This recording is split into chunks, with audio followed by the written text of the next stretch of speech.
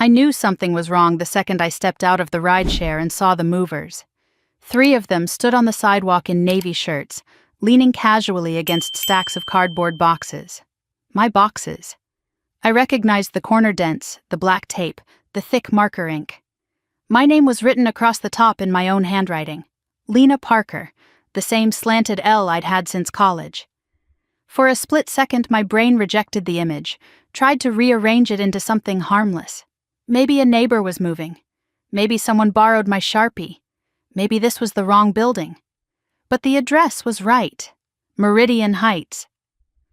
The sun was beating down on the back of my neck, my suitcase still standing upright beside me like I was just another traveler passing through.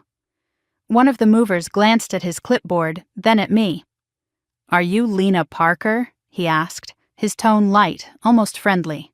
When I nodded, he said the words that made the street go quiet around me. "We were told to clear the unit. New owners take the keys today." The world tilted. New owners. My penthouse. Before I could speak, my phone buzzed in my hand. A message from my sister flashed across the screen. "Welcome home. Guess you're homeless now." I stood there on the sidewalk while people walked past, while my life sat in boxes behind strangers, and for the first time in years, I didn't know where I belonged. For a long moment, I didn't move. I just stared at the building, at the glass reflecting the afternoon sky, at the balcony where I used to drink my coffee and watch the harbor wake up. I'd lived there for 5 years. Every inch of that space held my routines, my silence, my sense of control, and now I was being told, in broad daylight, that it was gone. "There has to be a mistake," I said finally, more to myself than to the mover. He shifted his weight, uncomfortable. "I'm sorry, we just do what we're told." I swallowed hard and stepped away, my hands shaking as I dialed my mother's number. She answered on the second ring. "Did you land?" she asked, already irritated, as if my call was an interruption. "Mom," I said quietly, "why are my things on the sidewalk?" There was a pause, then a sigh. "Don't be dramatic, Lena. We did what we had to do." My chest tightened. "Did what?" "We sold the apartment," she said like she was talking about a piece of furniture. "Your sister needed help." "You sold my home," I said. The words sounded strange out loud. "Oh, please," she snapped. "You're one person. You travel all the time. You don't need a penthouse." My father's voice cut in on speaker, calm and firm. This was for the good of the family. The good of the family. I had heard that phrase my entire life. It had justified everything from unwanted advice to decisions made without me. "You didn't even ask me," I said. "That's because we knew you'd overreact," my mother replied. "You always do." Before I could respond, another voice joined the call, bright and unmistakably amused. "So it's true," my sister Mara said. "You really came back to nothing." "Mara," I said, my jaw clenched. "Relax," she laughed. "You'll figure it out. You always do. And honestly, you should be thanking us. Josh and I were drowning." There it was. Josh, her fiancé. The man who never seemed to have a steady job but always had a reason. "You used my apartment to pay his debts?" I asked. "It wasn't just his," she shot back. "And don't act like you're some victim. You have money. You have options. I'm trying to build a family." I closed my eyes. "What did you use to sell it?" I asked. "I never signed anything." Another pause, longer this time. "That document you signed years ago," my father said carefully. "Perfectly legal." My stomach dropped. "What document?" "Don't start," my mother said. "You trusted us back then. Nothing's changed." Everything had changed. I could hear it in the way they avoided the question, in the way my sister stayed quiet for once. "I need to talk to you in person," I said. "There's nothing to discuss," my mother replied. "The sale's done."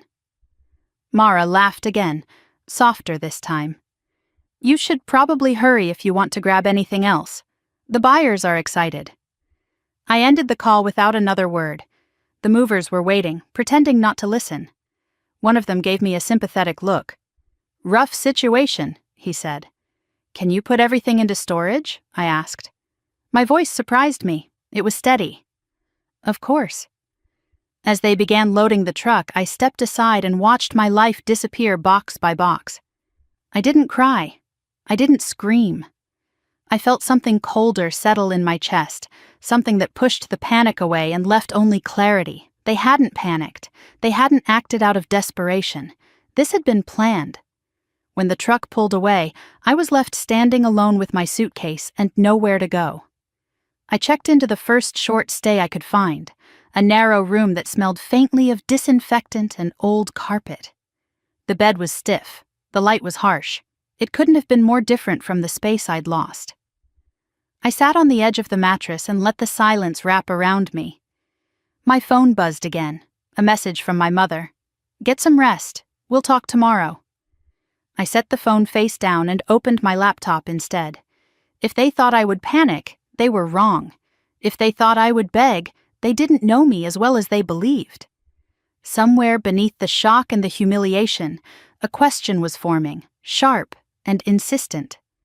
What exactly had they sold? I logged into my digital vault, the one I'd set up years ago after a lawyer warned me to keep copies of everything important. Trust documents, property records, old medical forms, files I hadn't looked at in years. I opened the folder labeled Meridian Trust, Final. The power of attorney was there, just as I remembered it, medical decisions only. Signed after a surgery when I was vulnerable and grateful for help. I scrolled through it slowly, line by line. Not transferable. No property authority. My breath caught. I opened the trust document next. The penthouse wasn't listed as a simple asset. It was held under specific restrictions. Sale required my direct presence. My signature, no exceptions. I leaned back against the headboard, my heart pounding. They couldn't sell it. Not legally, not the way they had. They assumed I wouldn't check. I thought of my father's voice, confident and dismissive. "Be grateful we handled it for you." I thought of Mara's laughter. Homeless. A crack formed inside me, not of pain, but of understanding. They thought they had won. I closed the laptop and stared at the ceiling, listening to the faint hum of traffic outside. Tomorrow I would verify the sale. Tomorrow I would start asking questions they never expected me to ask. For now, I lay back on the unfamiliar bed, my suitcase still unopened, and let one thought anchor me. They sold the apartment. They just didn't know what it really was. I barely slept that night, not because I was afraid, but because my mind wouldn't stop working. Every time I closed my eyes, I saw my boxes on the sidewalk, my name written in thick black marker, Mara's message looping in my head, homeless now. By morning, the shock had worn off and left something sharper behind. Suspicion. I made coffee with the tiny motel machine and sat at the narrow desk, laptop open, documents spread across the screen. The trust papers from the night before were still there, solid and unambiguous. My penthouse could not be sold without me. That fact alone should have been enough to calm me, but it didn't. Because legal truth and family behavior had never lived in the same world. I opened my email and searched for anything related to the apartment. Sale notices, realtor messages, automated alerts. There was nothing. No listing confirmation. No contract draft. No request for signatures. Not even a courtesy heads up.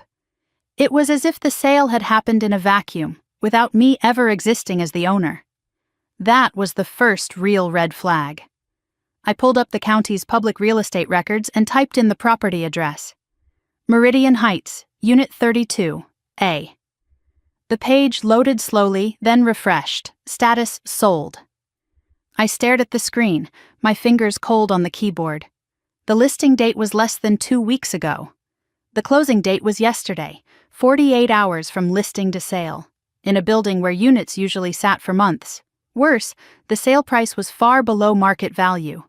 Not a small discount, a desperate one. No buyer with sense would rush a deal like that unless they were being pushed, or unless someone on the other side was desperate to unload it. I leaned back in my chair, heart pounding, and let the pieces start lining up. The timing, my trip, the silence, the rush. This wasn't a misunderstanding. This was a maneuver. I grabbed my phone and called the building management office. I'd known the concierge team for years. They knew me, or at least, I thought they did. Meridian Heights, a woman answered. This is Claire. Hi, this is Lena Parker, Unit 32A, I said. I have a question about my apartment. There was a pause. Oh, she said. Yes. We were told you were unavailable. My grip tightened. Unavailable how? Your parents handled the sale, she replied carefully. They said it was best not to disturb you. Best not to disturb you. The phrase landed like a slap. Did anyone try to contact me directly? I asked. Another pause. We were advised not to. I thanked her and ended the call, my chest tight with a mix of anger and disbelief. They hadn't just sold my home. They had erased me from the process, presented me as someone who couldn't be trusted with her own life. I sat there for a long moment staring at the wall. Then I did the one thing I'd been avoiding. I called the buyer. The number was listed on the public record, along with the deed transfer. I hesitated with my thumb over the screen, then pressed dial before I could talk myself out of it. It rang 4 times before a man answered. Hello? Hi, I said, steadying my voice. My name is Lena Parker. I believe you purchased my apartment. Silence stretched on the line. Then a slow exhale. We were wondering when you'd call. That sentence sent a chill down my spine. You were? Yes, he said. I'm Daniel. My wife and we thought something felt off. I closed my eyes.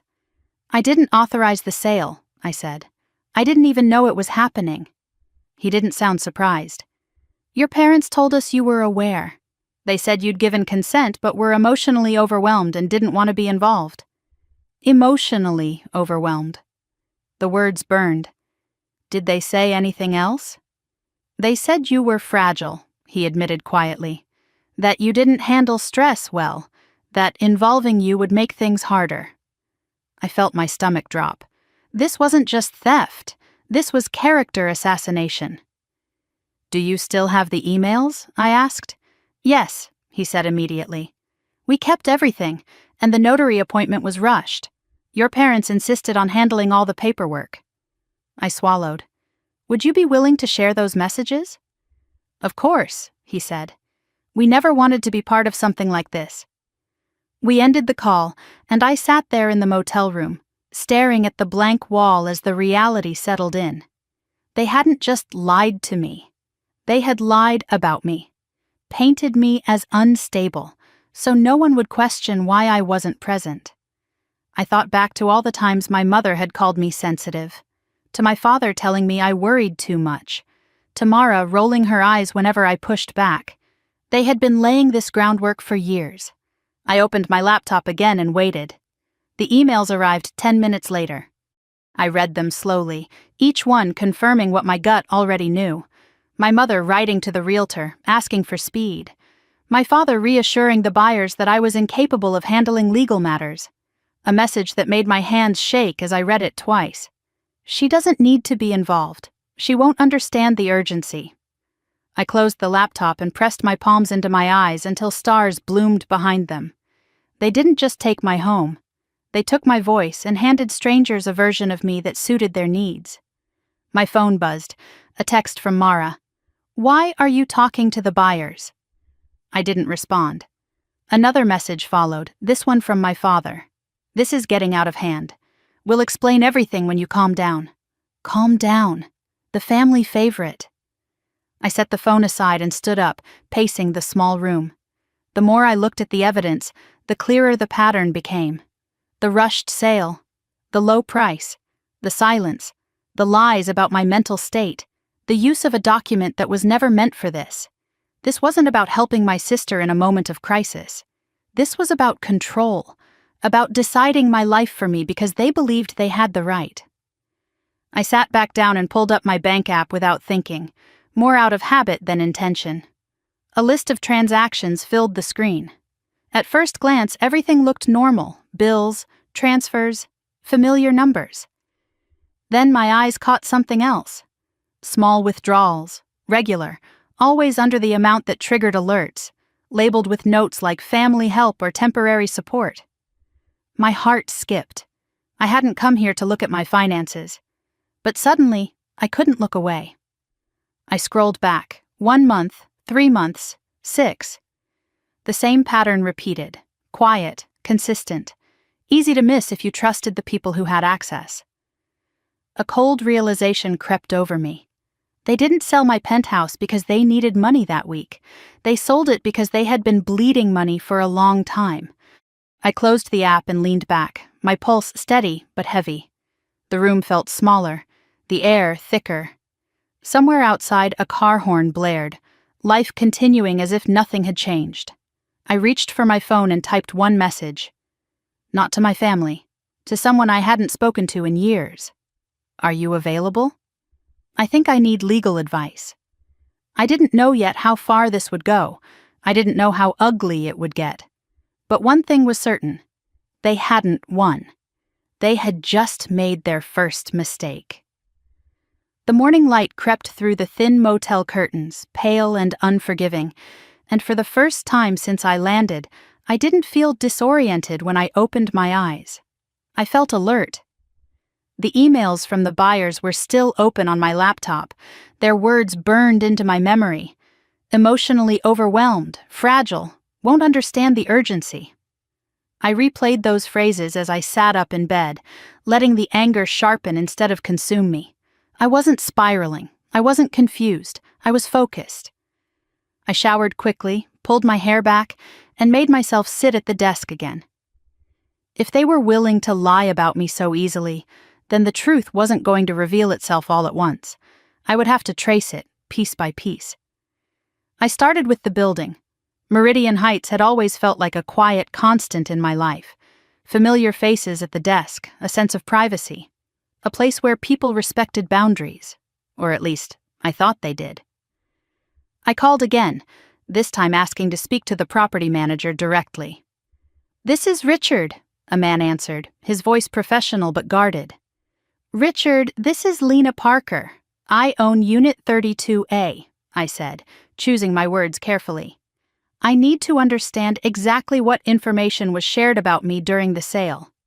There was a pause long enough to tell me he was choosing his response. "We were told you were unavailable due to personal reasons," he said finally. "Your parents handled everything." "Personal reasons," I repeated. "Did anyone say I was unwell?" Another pause, shorter this time. "They mentioned you were under a lot of stress," he said, "that it would be better not to involve you directly." Better? For whom? "Did anyone verify that with me?" I asked. "No," he admitted. "We assumed family authority." I thanked him and ended the call, my jaw tight. Family authority. It was astonishing how easily that phrase erased ownership, consent, autonomy. All the years I'd worked to build something stable for myself, and one narrative from my parents had undone it in the eyes of strangers. I leaned back and stared at the ceiling, letting the anger move through me without drowning me. They hadn't just excluded me. They had defined me in a way that made exclusion seem reasonable. That realization hurt more than losing the apartment. My phone buzzed. Another message from Mara. "You're being dramatic. You're embarrassing all of us." I didn't reply. Instead, I opened a new tab and searched my own name. I didn't know what I was expecting, but I wasn't prepared for the quiet humiliation of realizing how little of my real self existed outside my own head. Public records were sparse, employment history clean, no scandals, no instability, nothing that matched the story my family had told, which meant they'd invented it. My chest tightened, not with fear, but with a slow, simmering rage. They hadn't panicked and lied in the moment. They'd reached for a narrative they knew would work, because they'd used it on me my whole life. Sensitive, overwhelmed, too much. I thought back to my 20s, to the first job I took in another city, the way my mother had worried out loud about whether I could handle the pressure. to my father's habit of stepping in whenever a decision felt uncomfortable, to Mara laughing it off whenever I pushed back, telling me I took things too seriously. This wasn't new. The sale was just the boldest expression of it yet. I closed the browser and reopened the emails from Daniel and his wife. I read them again, slower this time, noticing details I'd missed before. The urgency, the insistence, the way my parents framed the sale as an act of rescue, not theft. We're just trying to stabilize the situation. Lena would want that. I scoffed softly. They had no idea what I wanted. They had never asked. My phone rang, making me jump. It was Daniel again. "Hi," he said gently. "I just wanted to check in. My wife and I talked, and we feel awful about this." "I appreciate you calling," I said. "I know this isn't easy." "There's something else," he continued. "During the signing, your father kept saying things like, 'She'll be fine, she always bounces back.' It struck me as odd. It struck me as familiar." "Did the notary verify anything with me?" I asked. "No," he said. "Your parents insisted it wasn't necessary. They said you trusted them completely." I closed my eyes. Trusted. Past tense. After we hung up, I sat there in silence, letting the pattern crystallize. Every step of this had relied on one assumption: that I would remain quiet, that I would accept whatever explanation they offered, that I would prioritize peace over truth as I always had. But peace built on erasure wasn't peace at all. I pulled up my calendar and scrolled back over the past year. Trips, meetings, conferences, days when I'd been out of town, unreachable by design. It didn't take long to notice how often those dates lined up with the withdrawals I'd seen the night before. A chill ran through me. They hadn't just waited for an opportunity. They had used my independence against me. I remembered my mother telling me how proud she was of my career, my father praising my discipline. At the time, it felt like validation. Now, it felt like inventory. My phone buzzed again. This time, it was my father. "We need to talk. This is spiraling." I stared at the message, then locked the screen without responding. For the first time, I understood something I'd never let myself see before. This wasn't about helping Mara. It wasn't even about money. It was about preserving a system where I absorbed the cost so everyone else could avoid it. I stood up and paced the room, my thoughts moving faster now.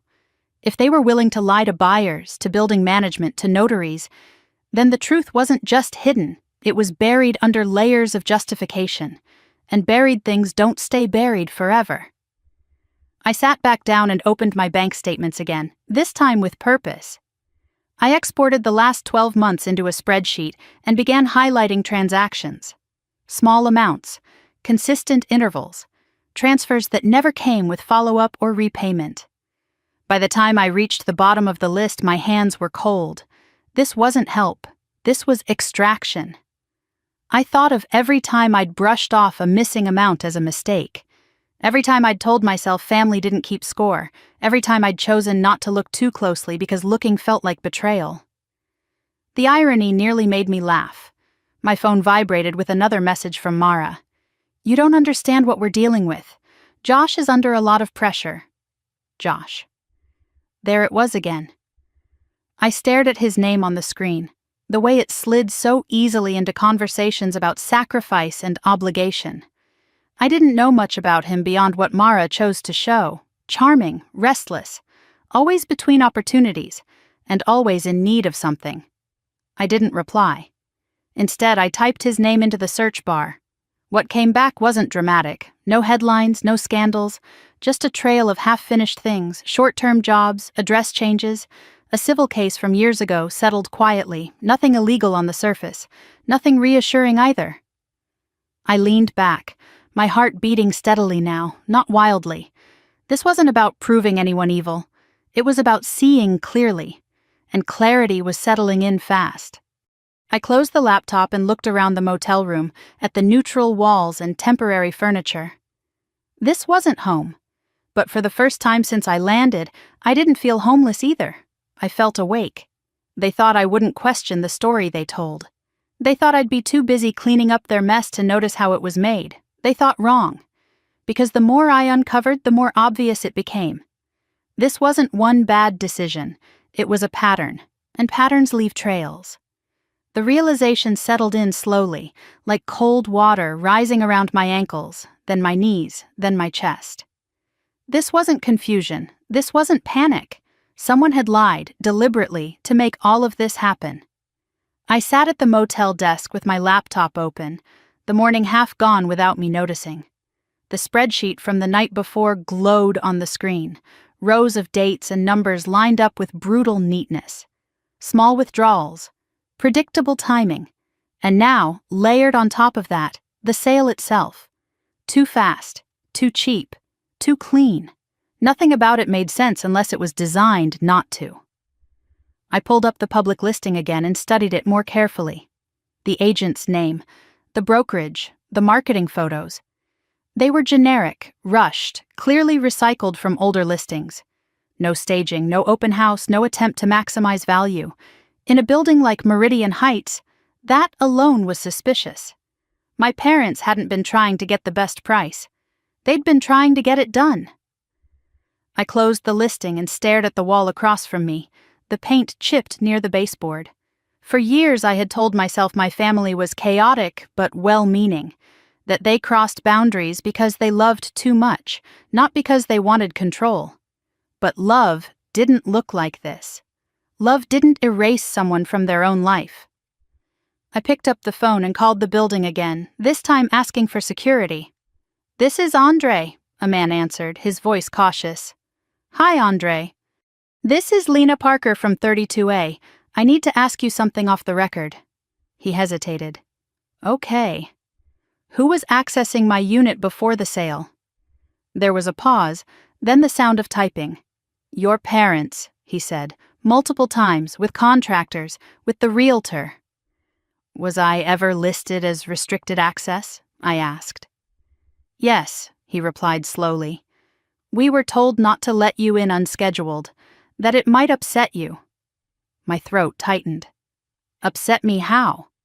"They said you weren't in a good place emotionally." I thanked him and ended the call before my voice could give anything away. They hadn't just lied to buyers. They hadn't just lied to management. They had instructed people to treat me like a liability, like someone who needed to be managed instead of respected. I stood up abruptly, pacing the narrow room. My hands curled into fists, then relaxed. Anger would be useful later. Right now, I needed clarity. I opened my email and searched for the realtor's name, Olivia Marsh. The messages were short, polite, professional, and every single one was addressed to my parents. I wasn't copied. I wasn't mentioned as a participant. I was spoken about, not spoken to. One email made my stomach drop. "She doesn't need to be involved. We're acting in her best interest." That line wasn't written for convenience. It was written for justification. I leaned back in the chair, my pulse slow and steady. They hadn't been scrambling. They had been constructing a narrative, one where I was absent by choice, one where my silence looked like consent. My phone buzzed again, this time a call from Mara. I let it ring. A minute later, a text appeared. "Why are you doing this? You're making everything worse." I almost laughed. Worse for whom? Instead of responding, I did something I should have done days ago. I called Olivia Marsh. She answered on the third ring, her voice wary but polite. "This is Olivia." "Hi, Olivia, my name is Lena Parker. You handled the sale of my apartment." There was a beat of silence. Then, "Oh." That single syllable told me everything. "Yes," she continued carefully, "I was told you were aware of the sale." "I wasn't," I said evenly.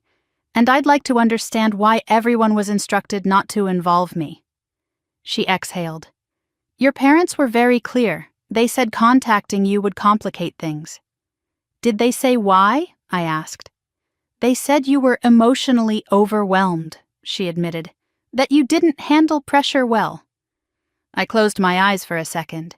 Hearing it out loud from a stranger stripped it of any lingering ambiguity. "Did that concern you?" I asked. "Yes," she said quietly. "It did. But they presented a power of attorney. Everything looked authorized. There it was again. That document. The one meant for hospital rooms, not real estate deals. Did they rush you? I asked. Yes, she said without hesitation. They wanted the sale closed as quickly as possible. They accepted the first offer. Even though it was low? Yes. Did you ask why? I pressed. They said speed mattered more than value.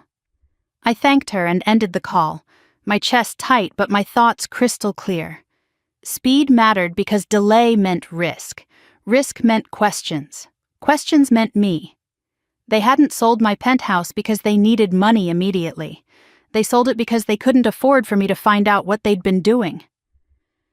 I sank back into the chair, staring at the ceiling fan as it rattled softly overhead. Every memory I had of my family rearranged itself under this new light.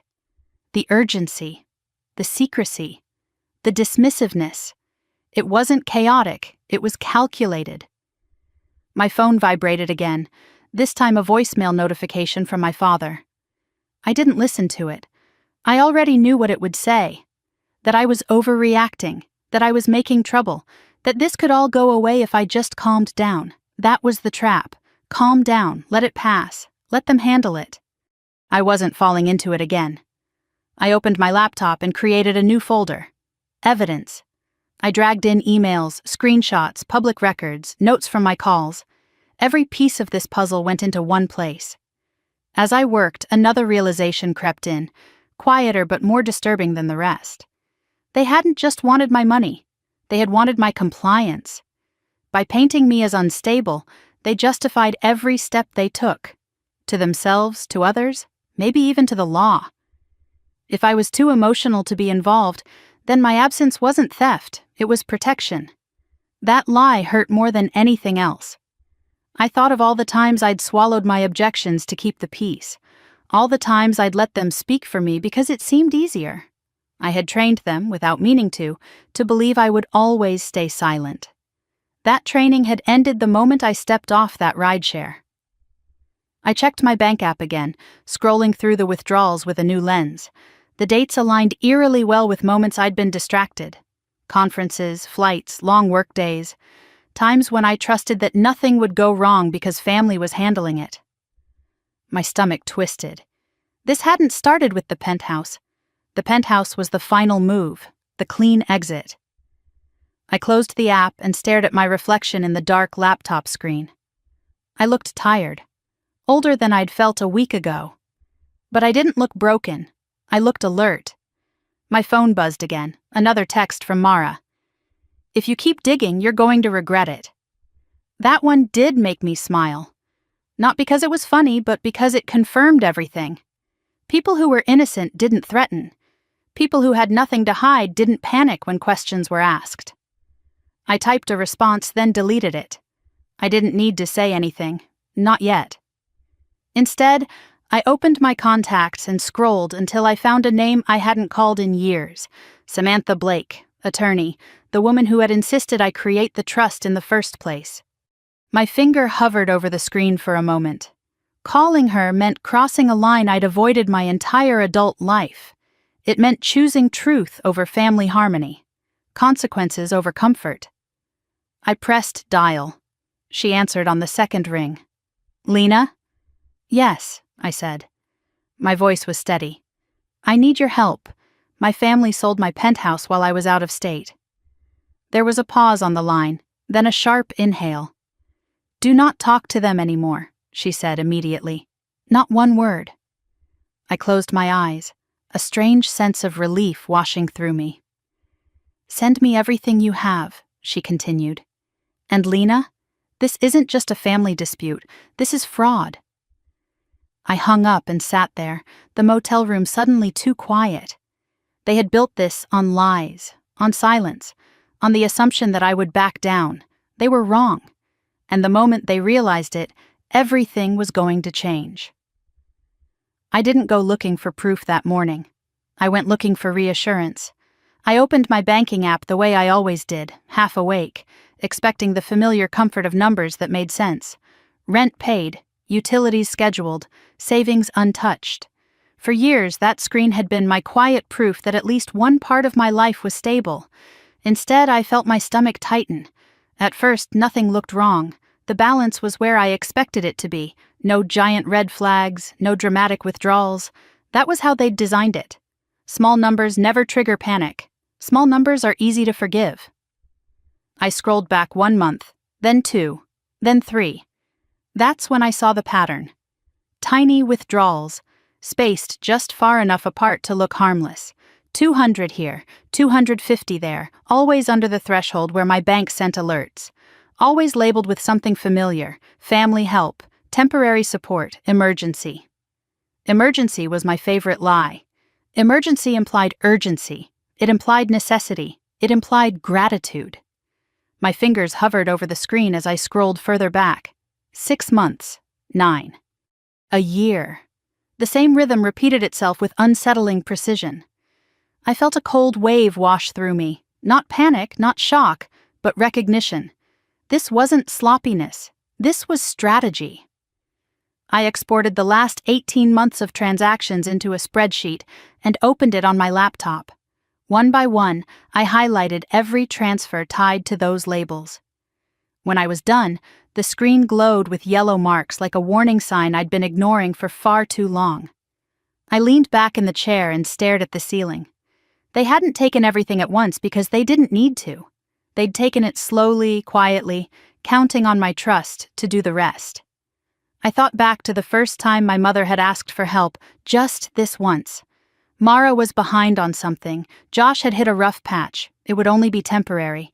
They'd pay me back, they never did, and I never asked. Because families don't keep score. That was the rule I'd been taught. That was the rule I'd lived by. And that was the rule they had weaponized. I leaned forward again and began sorting the data by recipient. That's when I saw his name. Josh Henderson. Not on every transfer. Not even most of them. But enough. Enough to be deliberate. Enough to be undeniable. Sometimes the money went directly to him. Sometimes it went through a second account before landing somewhere else. Credit cards, online lenders, payment processors I didn't recognize. My chest tightened. This wasn't just my sister's debt. This was a shared ecosystem. A web of obligations and avoidance that my parents had been quietly feeding with my money. I clicked on one payment processor and opened the details. Gambling platform, legal but aggressive, high fees, the kind of place people didn't go once by accident. I closed the tab slowly. They hadn't been rescuing Mara from a bad month. They'd been propping up a lifestyle that was collapsing under its own weight. My phone buzzed. A text from my mother. "We need to talk before this goes too far." Too far. The irony was almost funny. I didn't respond. Instead, I scrolled further back. The earliest withdrawal appeared just over a year ago. Around the same time I'd taken on a new project at work. Longer hours, more travel, less attention to my personal accounts. Perfect timing. I felt something settle deep in my chest then. Not anger, not grief. Something colder, something clearer. This wasn't help. This was extraction. They hadn't asked. They hadn't warned me. They hadn't even told me after the fact. They'd simply decided that what was mine was available. That my stability was expendable as long as theirs remained intact. I thought of the penthouse again. Of how easily they'd sold it. How little concern they'd shown for the price. It wasn't desperation, it was efficiency. The sale wasn't the beginning, it was the end. The final move in a long process designed to solve a problem they'd been hiding from me for over a year. I stood up and paced the motel room, my footsteps muffled by cheap carpet. Every memory replayed itself differently now. Every conversation took on a new meaning. The urgency in my mother's voice, the defensiveness in my father's. Mara's entitlement disguised as vulnerability. I stopped pacing and sat back down, my hands steady. I opened the app settings and scrolled until I found it. Authorized access. A secondary user. My mother's name. I stared at it for a long time. I remembered exactly when I'd added her, after my surgery years ago. I'd been groggy, grateful, trusting. She'd offered to help with bills while I recovered, just in case. We never removed it. Why would we? She was my mother. The realization burned. They hadn't hacked anything. They hadn't broken in. They'd walked through an open door I'd left unlocked because I believed love was reason enough. I removed her access without ceremony. No confirmation message. No alert sent to her phone. Just a quiet click, and it was done. For the first time in months, the bleeding stopped. My phone buzzed again. This time it was Mara. "Why are you checking accounts?" "That's invasive." I laughed out loud, a short, humorless sound that echoed in the small room. Invasive. Coming from the person who'd helped herself to my home. I typed a response, then erased it. She didn't deserve an explanation. None of them did. Instead, I opened a new document and began listing dates. Withdrawals, locations, notes, patterns. By the time I finished, my hands were cold, but my mind was sharp. This wasn't an emotional betrayal. It was a financial one. Documentable, traceable, illegal in more ways than one. My phone rang. A number I didn't recognize. I almost ignored it, then answered. "Lena," a woman's voice said. Calm, controlled, familiar. "It's Samantha Blake." I exhaled slowly. "I was just organizing everything." "Good," she replied. "Because what you're describing isn't just inappropriate, it's systematic financial abuse." Hearing it labeled made my throat tighten. "I suspected as much," I said. She paused. "How far back does it go?" "Over a year," I answered. "Small amounts, consistent." "That's intentional," she said. "It avoids scrutiny, and it establishes a pattern." A pattern, that word again. "What do I do now?" I asked. "Nothing," she said. "You don't confront them, you don't warn them, you let me handle this." I closed my eyes. "They'll panic." "They already are," she replied. "And panic makes people sloppy."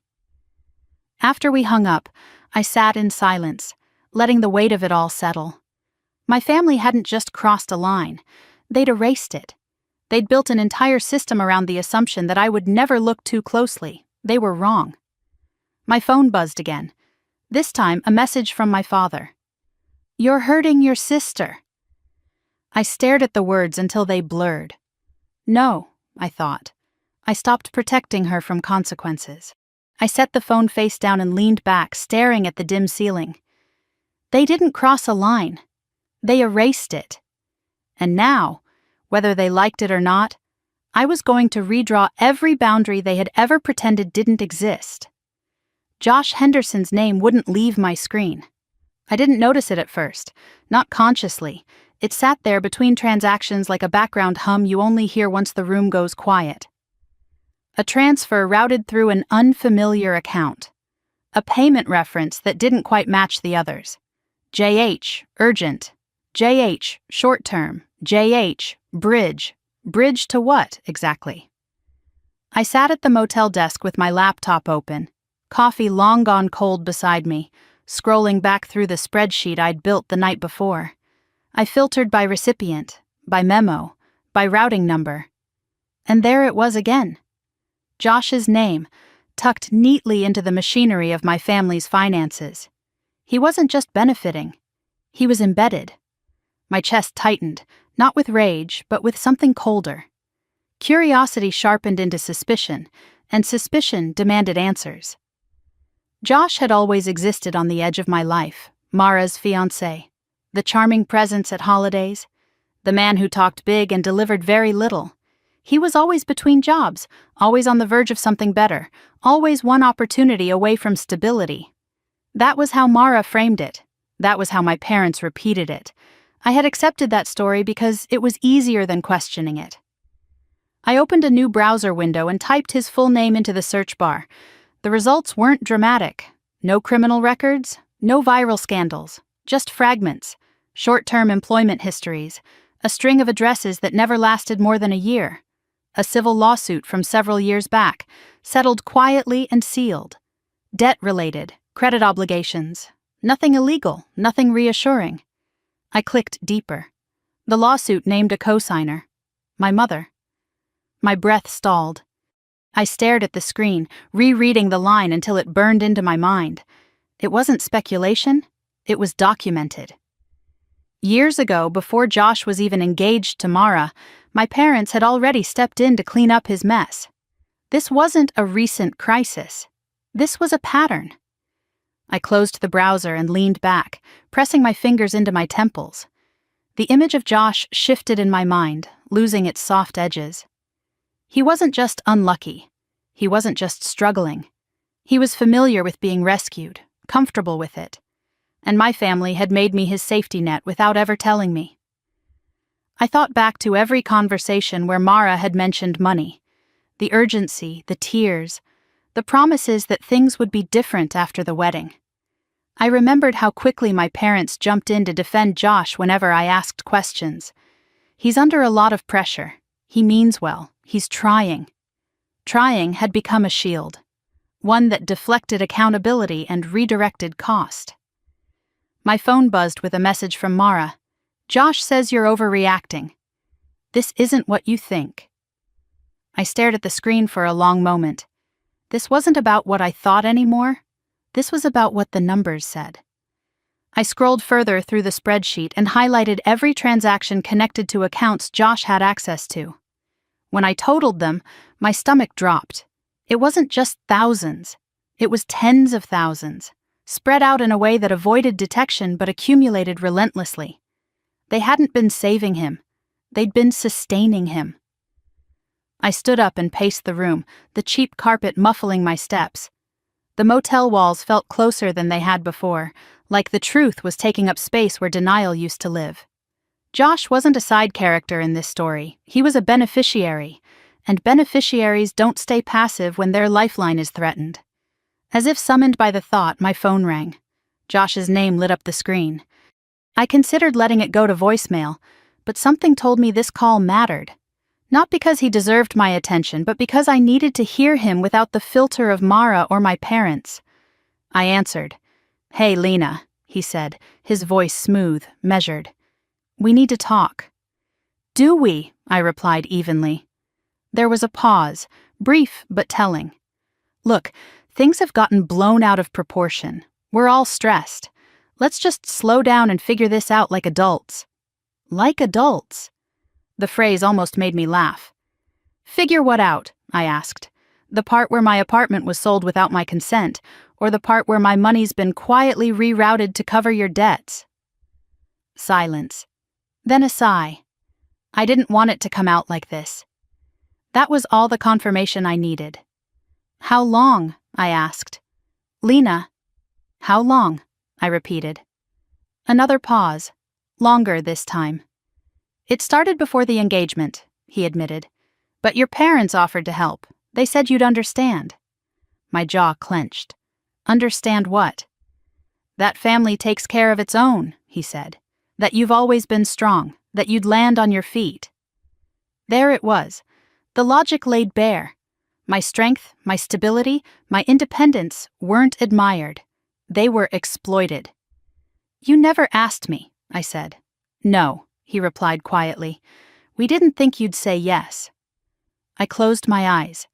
The honesty finally offered felt like acid. "And the wedding," I continued. "That was supposed to fix this, wasn't it?" He didn't answer immediately. When he did, his voice was lower. "It was supposed to buy us time." Time. Not change, not accountability. Just more time to keep the system running. I ended the call without another word. My hands were steady as I set the phone down. Whatever shock I might have felt had already passed. In its place was clarity. Josh hadn't manipulated my family into this. They had invited him into it, protected him, enabled him. They built this together. I opened my laptop again and began adding another layer to the evidence file. Josh's financial history, the lawsuit, the transaction pathways, the dates that lined up with his job gaps and spending spikes. The picture sharpened with every click. My phone buzzed again, this time a text from my mother. "Please don't talk to Josh without us. You're misunderstanding his situation." I didn't respond. Another message followed from my father. "He's part of the family now. We protect family. Protect." That word had lost all meaning. I leaned back in the chair and stared at the ceiling, letting the weight of it all settle. My family hadn't been manipulated into making bad choices.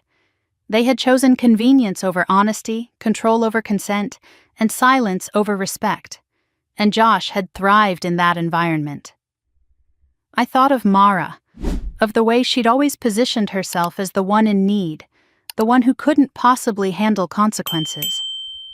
I wondered how much of that was learned and how much was cultivated, how often my parents had stepped in before she ever felt the ground shift beneath her feet. My phone buzzed again. This time, a voicemail notification from Josh. I didn't listen. I didn't need to hear him justify himself any further. I already knew the truth. This wasn't my sister's crisis. This was his lifestyle. And my family had decided it was my responsibility to fund it. I stood up and walked to the window, pulling the thin curtain aside. The parking lot below was quiet, the sky washed in late afternoon light. Life was continuing, indifferent to the collapse happening inside me. I felt strangely calm. This was the moment where pity would have pulled me backward, where guilt would have made me soften, where fear of breaking the family apart would have convinced me to compromise. Instead, I felt resolve settle in. I wasn't going to negotiate, I wasn't going to reason. I wasn't going to plead for understanding from people who had never offered me the same courtesy. I picked up my phone and sent one message. Not to Josh, not to Mara, to Samantha. Josh is involved, deeply. I have documentation. Her response came quickly. Good. That confirms intent. Stop all direct contact. From here on, everything goes through me. I exhaled slowly, the tension easing just enough to let me breathe. I looked back at the spreadsheet one last time, at the web of transactions and choices and lies. It was ugly. It was overwhelming. But it was also complete. They hadn't betrayed me alone. They had done it as a unit. And now that I could see the full shape of it, I knew exactly what had to happen next. I stared at the ceiling long after the sun went down, the motel room quiet except for the hum of traffic outside, and for the first time since this began, everything finally made sense. Not in a comforting way, in a precise, almost clinical way. My laptop sat open on the bed, documents spread across the screen like pieces of a map I could no longer unsee. The trust papers, the sale records, the bank statements. Josh's name threaded through it all like a vein carrying poison. When I looked at it as a whole, there was no chaos anymore, no confusion, just design. This hadn't been a moment of desperation. It had been a system, and systems don't collapse unless someone applies pressure. I rolled onto my side and reached for my phone, scrolling through my contacts until I found the name I had been avoiding for days. Samantha Blake, attorney. The woman who had insisted years ago that I protect myself even from the people I loved most. At the time, I'd smiled politely and assumed I'd never need her again. I hesitated with my thumb over the screen, not because I doubted what I needed to do, but because I knew what calling her meant. Once I crossed that line, there would be no pretending this was just a family disagreement, no retreat into silence. No going back to the version of myself who absorbed everything to keep the peace. I pressed dial. She answered on the second ring. Lena? Yes, I said, my voice steady in a way that surprised me. I need your help. There was a brief pause, then the tone in her voice shifted. Tell me what happened. They sold my penthouse while I was out of state, I said, without my consent, and I think they've been draining my accounts for over a year. She didn't interrupt. She didn't gasp. She didn't soften her response. Do not talk to them anymore, she said immediately. Not your parents, not your sister, not her fiancé, no one. I closed my eyes, relief washing through me. Okay. Send me everything you have, she continued. Tonight, every document, every email, every transaction. And Lena, I need you to understand something. What? I asked. This isn't a misunderstanding, she said. This is fraud. The word landed with weight, but not shock. I had already reached it on my own. Hearing it confirmed felt like a door clicking shut behind me.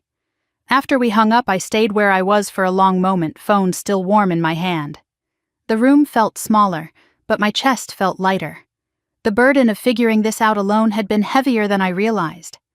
I spent the next few hours uploading files, labeling folders, creating timelines. I didn't rush, I didn't skim, I worked carefully, deliberately, like someone assembling a case instead of a plea. By the time I finished, my inbox chimed with a reply from Samantha.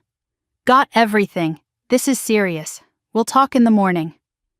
I set the laptop aside and finally lay back, exhaustion creeping in around the edges of my resolve. Sleep came in fragments, but when I woke, it wasn't with panic, it was with purpose.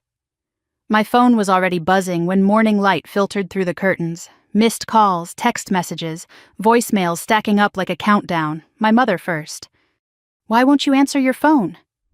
Then my father, "You're making a huge mistake." Then Mara, "Josh is freaking out, call me now." I stared at the screen, my pulse steady. This was new, not the messages themselves, but the urgency beneath them. The shift in tone, the crack in their certainty. They knew something had changed. I didn't respond to any of them. Instead, I made coffee, showered, and sat back down at the desk to wait for Samantha's call. It came just after 9. "I've reviewed the documents," she said without preamble, "and I want you to listen very carefully." I am.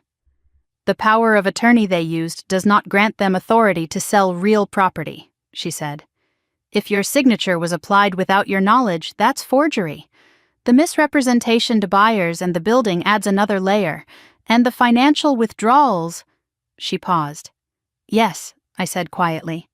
"That's long-term financial exploitation," she finished. "Intentional, structured, and provable." I let out a slow breath. "What happens now?" "Now," she said, "we stop them from doing any more damage." She outlined the steps calmly: an emergency filing, a request to freeze the proceeds of the sale, formal notices, subpoenas if necessary. She didn't sugarcoat anything. This would get ugly, it would get public, and my family would not take it quietly. "They will accuse you of betrayal," she warned. "They will say you're tearing the family apart. They will guilt you, threaten you, and try to scare you into backing down." I thought of Mara's message. "Josh is freaking out." "I can handle that," I said. "Good," she replied, "because the most important thing you can do right now is stay silent. Let me speak for you." After we hung up, I sat back and let the quiet fill the room. For the first time since this started, I wasn't reacting. I was waiting. The messages kept coming. My mother's tone shifted first, from irritation to concern. "Please call me. I'm worried about you." Then my father tried a different angle. "This doesn't have to go further. We can fix this privately."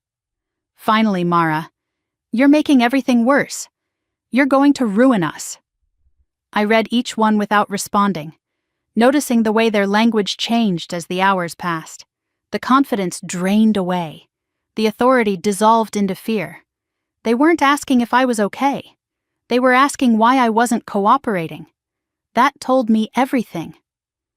By afternoon, Samantha sent another message. "We're filing the first motion tomorrow morning. After that, all communication goes through me." I closed my eyes and leaned back in the chair, a strange calm settling over me. Filing meant commitment. It meant the law stepping in where I never had been allowed to. It meant boundaries, enforced by something stronger than guilt. My phone buzzed again. This time it was Josh. I ignored the call. A minute later, a text followed. "Let's talk like adults. We can work something out." I almost smiled. Work something out meant keep the system running, keep the money flowing, keep the consequences at bay. I didn't reply. The final message of the day came from my father. "If you push this, you'll lose your inheritance." I stared at the words until they stopped feeling sharp. There it was. The last card. The one they had always held over me without ever saying it out loud. My value, reduced to what I might one day receive if I stayed in line. I set the phone down gently and let the silence stretch. Inheritance wasn't leverage if it came at the cost of my autonomy. Money wasn't security if it required my erasure. And family wasn't family if love only existed when I was useful. That night, as I lay in the unfamiliar bed, I didn't feel afraid of what was coming. I felt anchored. They had taught me to stay quiet, to absorb, to endure. The law had taught me something different. I didn't have to explain myself anymore. I didn't have to negotiate my worth. I didn't have to sacrifice truth for harmony. I turned off the light and closed my eyes, knowing that by morning the process would begin. Not a confrontation, not a plea, a reckoning. And this time, I wouldn't be the one breaking under it. The first full day after Samantha filed the paperwork was the day my family realized I wasn't begging anymore. I woke to my phone vibrating nonstop on the motel nightstand, the screen lighting up again and again until it felt like a strobe. Missed calls stacked on top of each other. Messages piling up so fast I couldn't read them all at once. My mother, my father, Mara, Josh. Over and over, like if they just tried hard enough I would break. I didn't. I lay there for a moment, staring at the ceiling, listening to the hum of the heater kick on and off, and noticed something strange. My chest wasn't tight, my stomach wasn't in knots. The familiar guilt, the one that usually rushed in the second my parents sounded upset, was nowhere to be found. I picked up the phone and scrolled through the messages slowly. My mother's came first. "Please call us. Something's wrong." That alone told me everything. Something wasn't wrong for them until they lost control. A second message followed, more frantic. "We need to talk before this gets out of hand." Out of hand. As if I were the one who'd sold a home that didn't belong to me. As if I were the one who'd spent over a year siphoning money from someone who trusted me. I set the phone down without replying and went to make coffee. By the time I sat at the desk with my mug warming my hands, the tone of the messages had already shifted. My father tried next. "This is not how families handle problems." Then another. "You're embarrassing us." I almost laughed. Embarrassment mattered now. Not theft, not fraud, not betrayal. Just how it looked. I opened my laptop and pulled up the case folder Samantha had shared with me. The motion had been filed. The clock was ticking. There was nothing for me to do now except stay quiet and let the process move. That silence was doing more damage than any argument ever could. The phone buzzed again, this time with a FaceTime request from Mara. I watched her name flash across the screen, her photo frozen mid-smile, and felt a wave of something close to pity. She had always relied on immediacy, on emotion, on getting to me before I could think. I declined the call. Seconds later, a voice message came through. I listened, against my better judgment. Her voice was sharp, breathless. "What are you doing? Do you have any idea how bad this is? You're ruining my future, Lena. Josh says this could turn criminal. Do you want that on your conscience?" Criminal. There it was. Not denial, not outrage. Fear. I deleted the message and didn't respond. Another notification popped up, this one from Josh. "Let's talk. This doesn't have to go further." I stared at the words for a long moment. When he said further, what he meant was public. Consequences, a record, exposure. He followed it with another message almost immediately. "We can fix this quietly. I'll pay you back, after the wedding. Just give us time." Time. That word again. Always time. Time to hide. Time to delay. Time to keep things just barely together. I locked the phone and pushed it aside. An hour later, Samantha called. "They're calling you non-stop, aren't they?" she said, not bothering to ask.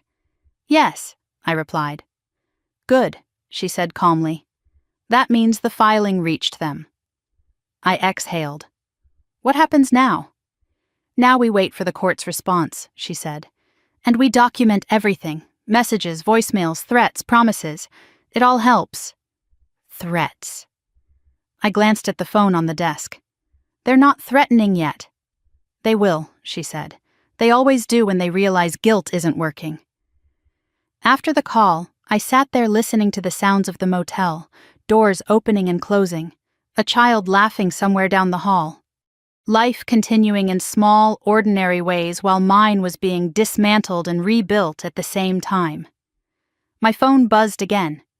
This time it was my mother, and the message was longer. "Eva, sweetheart, please stop this. You're misunderstanding everything. We only did what we did because we love you and your sister. You're tearing the family apart and people are starting to ask questions. Think about what this will do to all of us."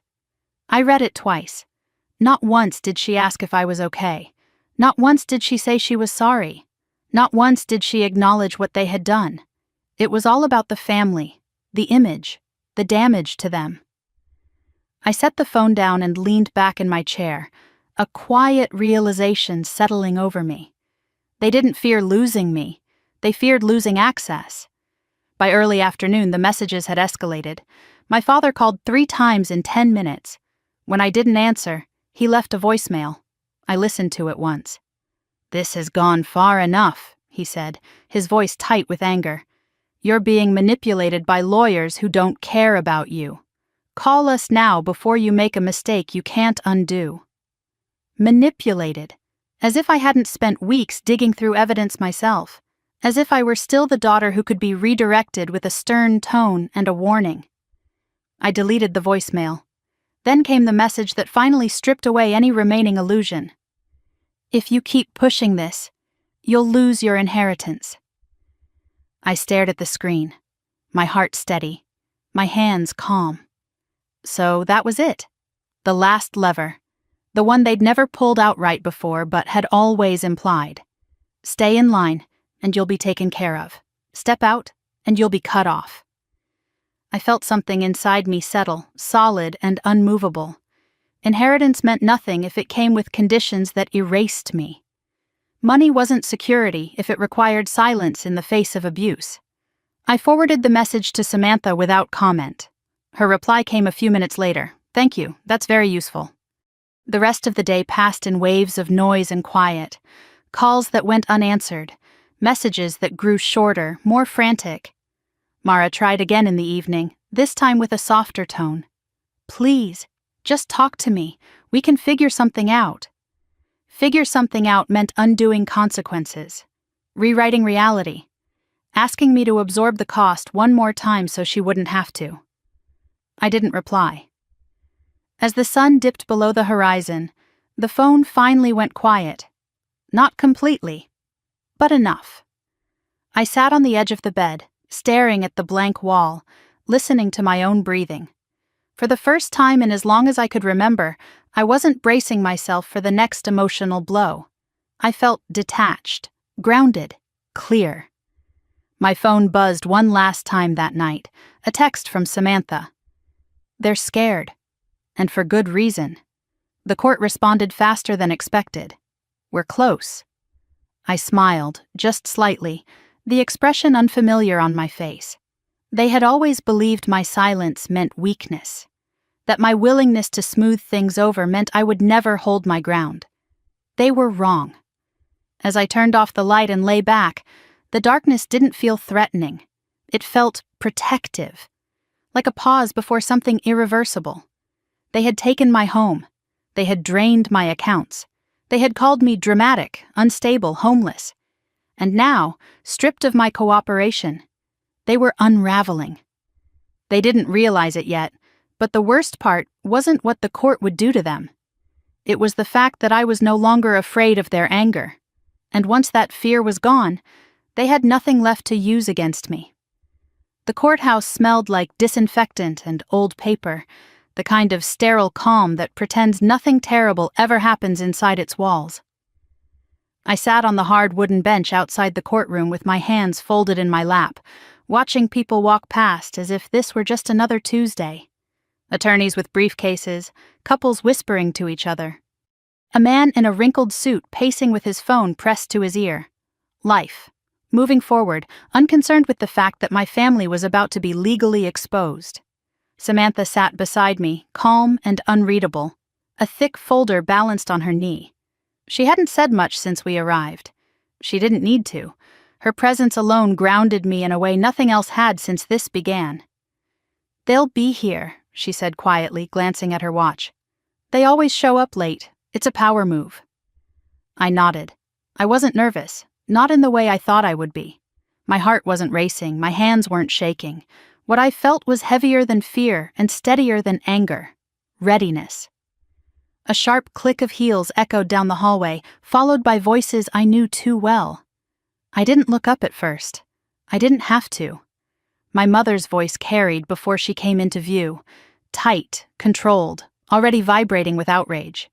"There she is," she said, loud enough for people nearby to hear, "sitting there like she's done nothing wrong."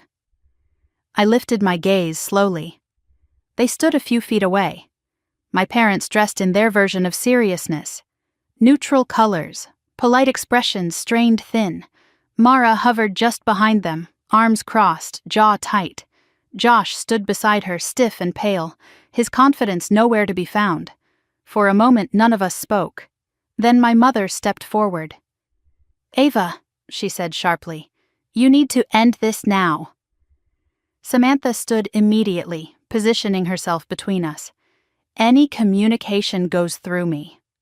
My mother scoffed. "Oh, please, this is a family matter." "No," Samantha replied evenly. "This is a legal one." My father's face darkened. "You've turned your back on us," he said, his voice low and cutting. "After everything we've done for you." I felt the old reflex stir, the instinct to explain myself, to soften the blow. But it passed almost as quickly as it came. "You sold my home," I said calmly, "and you stole my money." Mara let out a sharp laugh, humorless and brittle. "You make it sound so dramatic." Samantha's eyes flicked to her. "Your sister's characterization doesn't change the facts." Josh finally spoke, his voice strained. "We didn't think it would get this far." I looked at him directly for the first time since the phone call. "That's because you didn't think I'd fight back." His mouth opened, then closed again. The courtroom doors opened before anyone could respond, and the bailiff called out our case number. The sound echoed down the hallway, drawing curious glances from strangers who had no idea they were about to witness the unmasking of a family. Inside, the courtroom felt colder. The judge, a woman in her early 60s with sharp eyes and a no-nonsense posture, took her seat and scanned the documents in front of her. "This hearing concerns an emergency injunction regarding the sale of a residential property and alleged financial misconduct," she said. "Counsel, you may proceed." Samantha stood. "Your Honor," she began, her voice steady and precise, "my client's parents and sister sold her penthouse without her consent while she was out of state. They used a restricted power of attorney intended solely for medical emergencies. The signature applied to the sale documents was forged. Additionally, funds from the sale and from my client's personal accounts were diverted to cover third-party debts." The judge raised an eyebrow and looked toward my family. "Is that so?" Their attorney, a man I'd never seen before with nervous eyes and a tie that felt too loud for the room, stood quickly. "Your Honor, this is a misunderstanding. The parents believed they had authority. Belief is not law," the judge cut in. "Do you contest the claim of forgery?" The attorney hesitated. "We are still reviewing the documents." Samantha didn't miss a beat. She stepped forward and handed the clerk a folder. "We've provided bank statements, transaction histories, and preliminary expert analysis indicating the signature was traced, not signed." The judge flipped through the pages, her expression tightening. My mother gasped softly. "This is unbelievable," she whispered, loud enough to be heard. "She's destroying us." I didn't react. The judge looked up. "I'm inclined to grant the injunction pending further investigation," she said. "All proceeds from the sale and any related accounts will be frozen effective immediately." Josh stiffened beside Mara. My father stood abruptly. "You can't do that." The judge's gaze snapped to him. "Sit down, sir." He did. The gavel struck once, clean and final. "The injunction is granted. Further hearings will be scheduled." Just like that, the ground shifted.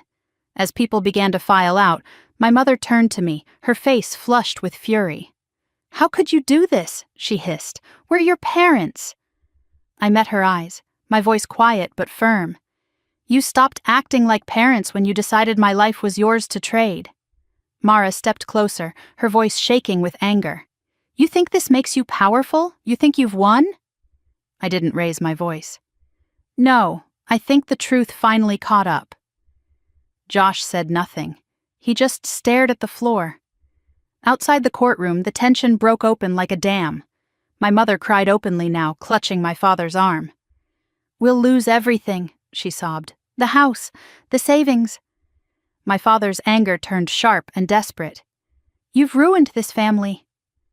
I felt something unexpected then, not satisfaction, not revenge, just distance. "You ruined it yourselves," I said. "I just stopped covering for you." Mara's eyes filled with tears, but they weren't the kind that came from regret. They were born of fear. "Josh could go to jail," she said. "Do you understand that?" I held her gaze. "He should have thought about that before using my money." Josh finally looked up. "Eva," he said quietly, "I never meant to hurt you." I didn't flinch. Intent doesn't erase impact. Samantha touched my arm gently. "We should go." As we walked away, my father called after me. "Don't expect anything from us after this." I turned once, slowly. I never did. Outside, the air felt different.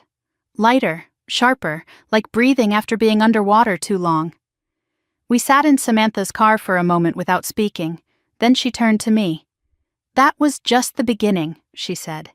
"They'll try to settle. They'll try to negotiate. They'll try to pressure you emotionally." "I know," I replied. She studied my face. "You're holding up better than most." I looked out the window as the courthouse disappeared behind us. I think it's because I finally stopped hoping they'd change. The drive back to the motel passed in silence. My phone buzzed twice in my bag. I didn't check it. That night, I sat alone on the edge of the bed, replaying the day in my mind. The judge's voice, the look on Mara's face, the way my parents' authority crumbled the moment it met something stronger than guilt. For the first time, I understood something I'd spent my whole life missing. They weren't powerful because they were right. They were powerful because I let them be. And now, stripped of that permission, they were just people facing the consequences of their choices. I turned off the light and lay back, not with relief, but with resolve. The war wasn't over, but the balance had shifted. And this time, I wasn't standing alone. The first settlement offer arrived 3 days after the injunction, slid into my inbox like a polite insult dressed up as peace. I was sitting at the small table by the motel window, sunlight cutting across the carpet in thin stripes, when Samantha forwarded it to me with a single line. "Read this carefully, then breathe before you react." I opened the document. It was long, legal, carefully worded. My parents were willing to acknowledge procedural errors without admitting fault. They offered partial repayment of the funds taken from my account, spread out over time. In exchange, they wanted the case dropped, the injunction lifted, and all future claims waived. Josh's name appeared exactly once, as a non-primary beneficiary indirectly affected by the proceedings. My jaw tightened. They were still protecting him. I scrolled to the end.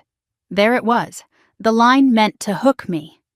In consideration of familial reconciliation, the defendants propose reinstating the plaintiff's status as beneficiary under the family estate. Inheritance. Again. I leaned back in my chair and let out a slow breath. They really thought this was leverage, that dangling future money would undo months of betrayal, theft, and humiliation. Samantha called less than a minute later. "They're testing you," she said.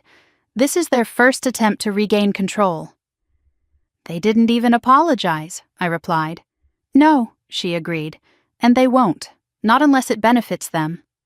I closed the document. "We reject it." She paused. "You're sure?" "Yes," I said without hesitation.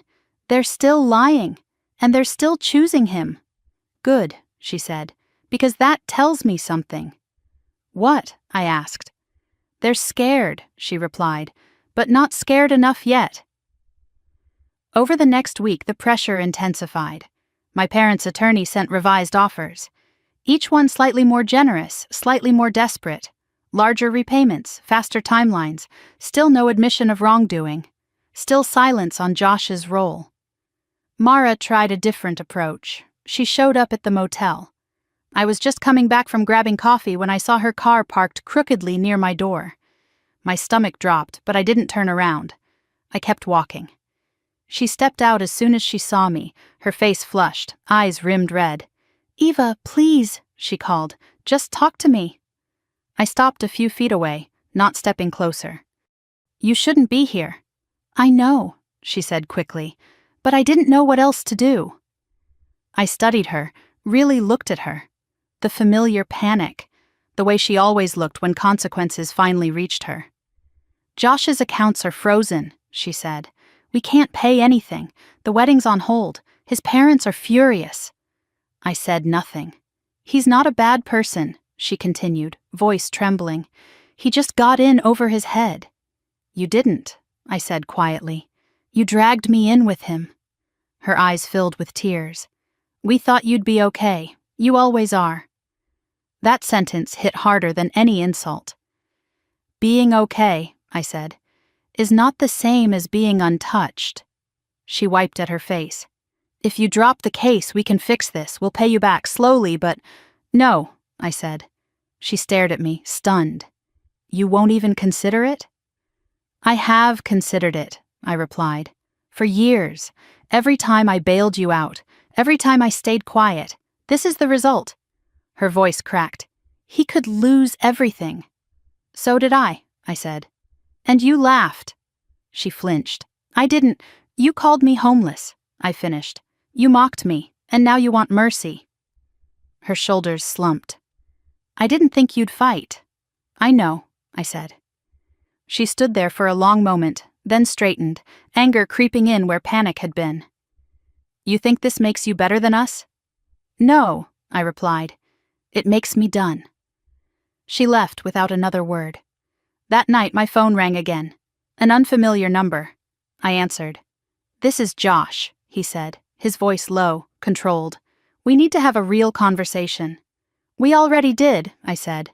"No," he replied. "You talked, I listened. Now it's my turn." I almost laughed. "Go ahead." "I never forced your parents to do anything," he said. "They offered, they insisted, they said you owed them." My grip tightened on the phone. "And you accepted?" "Yes," he said simply, "because that's how your family works." There it was. Not denial, not guilt. Just entitlement. "You want to settle," he continued. "I can help. But if this goes to trial, things will come out that you might not like." "Is that a threat?" I asked calmly. "It's a warning," he replied. "Families don't survive this kind of exposure." "My family didn't survive it," I said. "They caused it." Silence. "You really think you'll walk away clean?" he said finally. "With your reputation intact?" I smiled, though he couldn't see it. "I already have." I hung up and forwarded the call details to Samantha. Her reply was immediate. "Threats noted. That helps us more than you know." The next blow came from an unexpected place. My aunt called. She hadn't spoken to me in years, not since she'd quietly distanced herself from my parents after a similar conflict I'd never fully understood at the time. "I heard what's happening," she said softly. "I just wanted you to know. You're not wrong." I swallowed. "They told everyone I was unstable." She sighed. "They did that to me too, years ago, when I wouldn't give them money."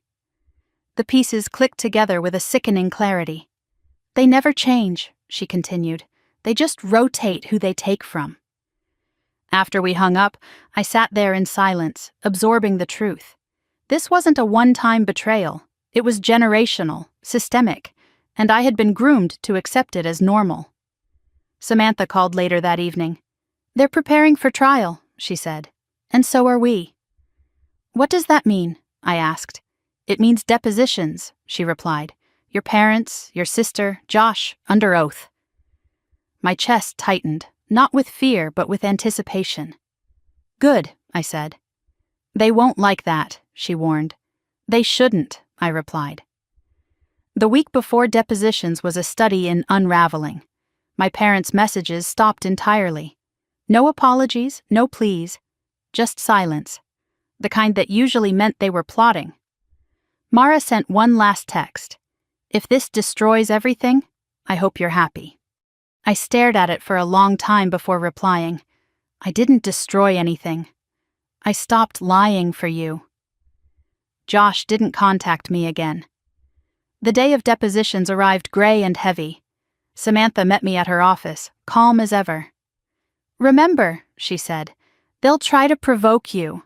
Stay factual, stay grounded. I nodded. I will. I didn't sit in the room when my parents were questioned. I didn't need to.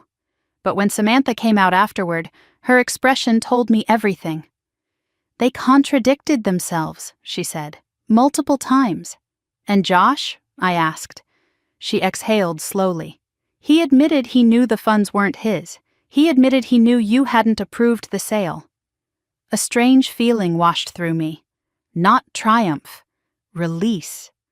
It's over, I whispered. Not yet, she corrected. But it's close. That night, alone in the motel room for what I knew would soon be the last time, I packed my suitcase slowly. Each folded shirt felt like closure.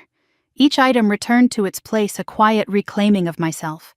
They thought they could scare me with loss. They never understood that I had already survived it. And now, with the truth exposed and the lies collapsing under their own weight, the only thing left was the final reckoning. And this time, no one was coming to save them. The morning of the trial arrived without drama, without thunder, without any cinematic warning that something irreversible was about to happen. I woke before my alarm in the motel room, staring at the pale ceiling as dawn crept through the thin curtains. For the first time in weeks, my thoughts weren't racing. They moved slowly, deliberately, like pieces finally settling into place. I showered, dressed, and packed the last of my things. Not because I expected closure by nightfall, but because I knew something would end today no matter what. Some version of my life would not survive the verdict, and I was ready to let it go. Samantha picked me up just after 7. She didn't fill the silence with reassurances or strategy. She didn't need to. The case was built, the evidence stacked neatly against the lies. What remained was simply the truth, spoken aloud in a room designed to measure it. The courthouse loomed larger than it had during the injunction hearing. Heavier, final. Inside, the air buzzed with low voices and shuffling papers. The trial wasn't sensational enough to draw a crowd, but there were enough curious eyes to make my parents uneasy. I could see it the moment they walked in. My mother looked smaller somehow, her posture stiff, her face drawn tight with something between rage and fear. My father avoided my gaze completely. Mara clung to Josh's arm, her jaw clenched so hard I wondered if it hurt. Josh looked different too, not confident, not smooth, just tired, cornered. We took our seats. When the judge entered, the room rose and fell in unison, and then it began. Samantha's opening statement was calm, precise, devastating in its restraint. She didn't dramatize, she didn't editorialize. She laid out a timeline so clear it felt almost surgical. The trust documents, the limited power of attorney, the forged signature, the rushed sale, the misrepresentation to the building management and buyers, the systematic transfers from my account to cover debts that weren't mine. She didn't raise her voice once. She didn't have to. When the defense stood, their version of events sounded thin by comparison. Emotional appeals, family obligation, poor judgment under pressure. They spoke of love and desperation and intention, but intention doesn't erase consequence, and desperation doesn't excuse theft. The first witness called was the forensic document examiner. He explained the signature analysis in language so clear even the jurors leaned forward. He pointed out hesitation marks, pressure inconsistencies, traced curves. This signature, he said evenly, was not written, it was copied. Mara's hand trembled in Josh's grip. Next came the bank records.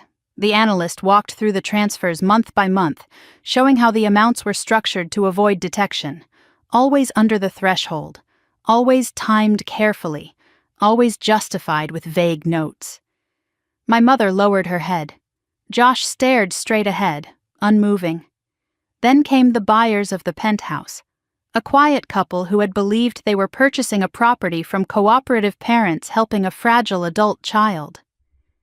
She told us her daughter was emotionally unstable, the woman said softly, that it would be better if we didn't involve her. I felt something twist in my chest, but I stayed still. The courtroom felt colder after that. When it was my turn to testify, I stood without shaking. I told my story simply. No embellishment, no accusations. Just facts, memories, and the impact of discovering my life had been dismantled in my absence. I described stepping out of the rideshare to see my belongings on the sidewalk, the message calling me homeless, the disbelief, the humiliation. I didn't cry. I didn't need to. The defense tried to trip me up, suggested I was exaggerating, suggested I'd been distant, suggested my parents had misunderstood my wishes. I answered every question calmly. I did not authorize the sale. I did not sign the document. I did not consent to my money being used. No drama, no cracks. Josh was called next. He looked uncomfortable as he took the stand, shifting in his seat as if the truth had physical weight. Under oath, the charm evaporated. Yes, he knew the money wasn't his. Yes, he knew I hadn't approved the sale. Yes, he accepted the help anyway.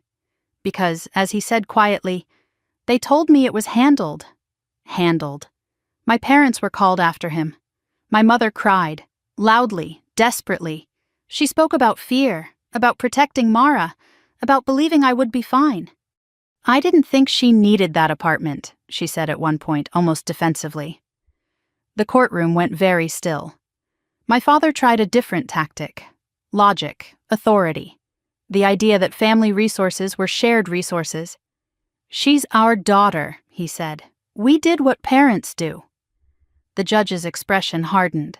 Parents do not forge signatures. Parents do not sell what isn't theirs. Parents do not strip their child of shelter and dignity and call it love. By the time Mara testified, there was nothing left to salvage. Her resentment showed through every answer. She spoke of entitlement without realizing it, of sacrifice without acknowledging who made it. When she admitted she had mocked me after the sale, the room shifted. The defense had no recovery from that. By late afternoon, closing arguments were delivered. Samantha spoke last. This case, she said, is not about family conflict. It is about abuse of trust, about control disguised as care, about what happens when one person is always expected to give and never allowed to say no. She looked toward the jury. My client did not destroy her family. She survived it. The jury deliberated longer than I expected. Hours passed. The light outside the courtroom shifted from gray to gold to dusk. When they returned, my pulse finally quickened. The foreperson stood, hands steady, in favor of the plaintiff, on fraud, on forgery, on financial exploitation, on emotional harm. Each count landed like a measured strike. The judge ordered restitution, full repayment, damages, legal fees, the sale voided, ownership restored. Josh's shoulders slumped. My mother sobbed openly. My father stared at the table as if it had betrayed him. Mara looked stunned, as though consequences were something that happened to other people. When it was over, when the courtroom emptied and the air finally moved again, Samantha squeezed my arm. "You did it," she said quietly. I shook my head. They did. Outside, my parents tried one last time. "This didn't have to happen," my mother cried. I met her gaze without anger. "It did," I said, "because you wouldn't stop." Josh didn't speak to me at all. Neither did Mara. As I walked down the courthouse steps, the weight I'd been carrying for years lifted. Not because I'd won, but because I had finally told the truth and let it stand on its own. Somewhere behind me, a family I thought I had was unraveling. But ahead of me was something I had never fully claimed before, myself, and that was enough. The movers came back on a quiet Tuesday morning, not with urgency or tension this time, but with calm efficiency, like they were returning something that had only been misplaced. I stood on the sidewalk across from my building, keys warm in my palm, watching them unload the last of my boxes from the truck. The city felt different now, not softer, clearer. The kind of clarity that comes after a storm has passed and you finally see what's been damaged and what survived. When I stepped back into the penthouse, the air smelled faintly stale, like a room that had been waiting. Sunlight spilled across the hardwood floors, catching dust motes that floated lazily as if nothing had ever happened. The walls were the same. The windows still framed the river the way they always had. But I wasn't. I walked slowly, room to room, touching familiar surfaces. The kitchen counter where I used to drink coffee before work, the reading chair by the window, the spot near the balcony door where my suitcase had sat after so many trips. Every corner held a memory, but none of them hurt the way I expected. They felt earned. I set my bag down in the bedroom and sat on the edge of the bed, letting the silence settle around me. Not the heavy silence of avoidance or tension, but the quiet that comes when no one is demanding anything from you. For the first time in my adult life, my phone didn't buzz with messages from my parents asking for help. It didn't light up with Mara's name and another crisis. It didn't carry Josh's voice, smooth and calculating, asking for time. The absence felt strange. Then it felt like relief. Samantha stopped by later that afternoon, a thin folder tucked under her arm. She didn't stay long, just enough to hand me the final documents and confirm what I already knew. "It's done," she said.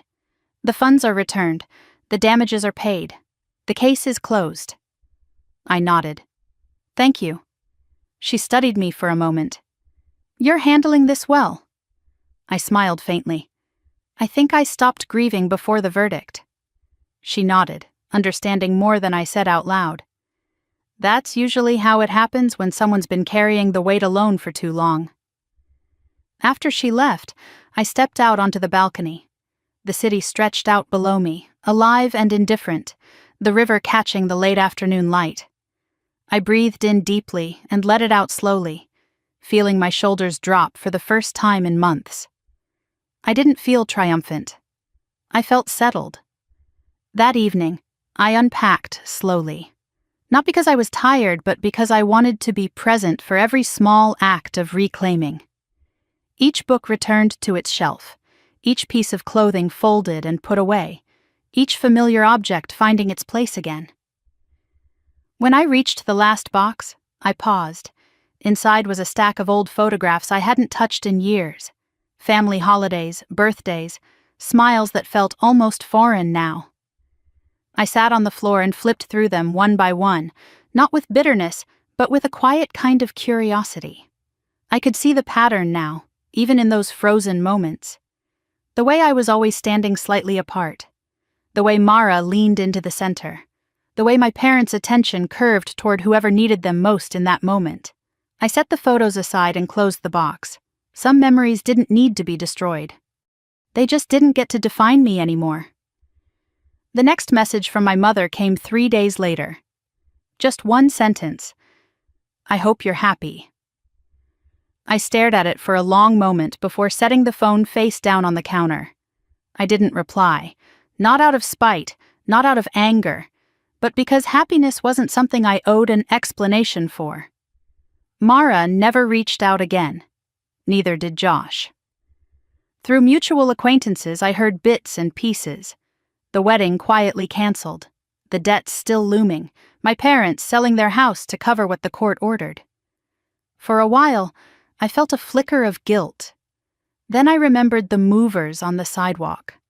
The message calling me homeless. The laughter in Mara's voice. The ease with which my parents had signed my name. The guilt passed. Karma didn't arrive with fireworks or cruelty. It arrived with balance. Weeks turned into months. Life settled into a rhythm that felt unfamiliar at first. Peaceful, predictable, mine. I started saying no without rehearsing at first. I stopped over-explaining my choices. I learned that rest didn't need to be earned through exhaustion. One evening, as I sat on the balcony watching the city lights come on, I realized something that surprised me. I wasn't angry anymore. Anger had been useful. It had given me momentum when I needed it most. But now it felt unnecessary, like armor worn long after the battle had ended. What remained was something quieter, self-respect, the kind that doesn't shout or demand validation, the kind that simply exists, steady and unmovable. I thought about the version of myself who had always believed love meant sacrifice, who thought being strong meant absorbing everything so no one else had to feel uncomfortable, who confused endurance with worth. I wished I could reach back and tell her one thing. You're allowed to choose yourself. That night, I slept with the balcony door open, the sounds of the city drifting in like a reminder that the world was bigger than the small, suffocating roles I had once been assigned. In the morning, I woke up in my own bed, in my own home, with nothing to prove and no one to rescue. And that was more than enough. If you've stayed with me through this story, I want you to know something. This wasn't just about a penthouse, or money, or betrayal. It was about boundaries. About what happens when you stop letting people rewrite your reality because they're family. About the quiet strength it takes to stand still while others try to pull you back into patterns that no longer serve you. If any part of this story felt familiar, if you've ever been made to feel guilty for protecting yourself, I'd love to hear your thoughts. Share your experience in the comments. Your story might be the one someone else needs to hear. And if you found value here, if this journey resonated with you, don't forget to like and subscribe. More stories are coming. Stories about betrayal, justice, karma, and the power of choosing yourself when it matters most. Thank you for being here. Thank you for listening. And remember, sometimes the strongest revenge isn't what you take back, but what you finally refuse to give away again.